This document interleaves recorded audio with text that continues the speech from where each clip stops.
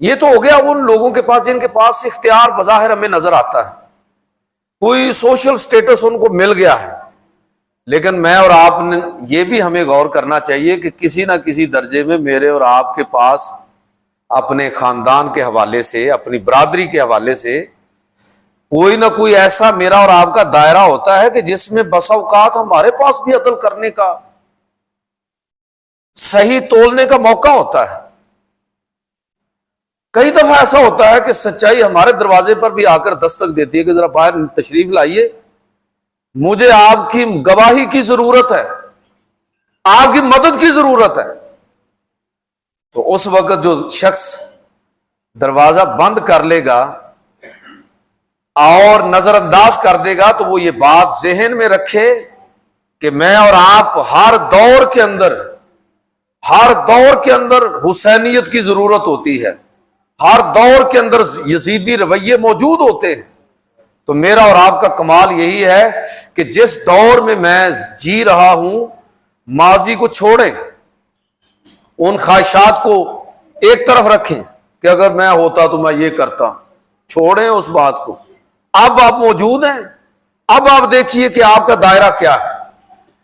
میرے اور آپ سے لوگوں کی توقعات کیا ہے، ان توقعات کے مطابق حق اور باطل کی دستک کو نظر انداز کرنے کی بجائے اس آواز پر لبیک کہتے ہوئے اپنے اپنے دائرے میں کسی نہ کسی جگہ پر میرے اور آپ کے پاس بھی موقع ہوتا ہے کہ ہم عدل و انصاف سے کام لیں، ظلم اور زیادتی سے کام نہ لیں۔ تو لہٰذا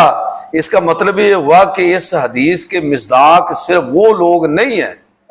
کہ جن کے پاس بظاہر کوئی اختیار اور طاقت ہے، بلکہ وہ لوگ بھی اس میں شامل ہیں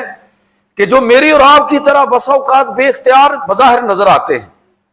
لیکن کئی دفعہ رشتہ داروں کے درمیان آپ کے ہاتھ میں ترازو دے دیا جاتا ہے کہ جی صحیح تولیں، فیصلہ کریں۔ کسی پنچایت میں آپ بیٹھ جاتے ہیں،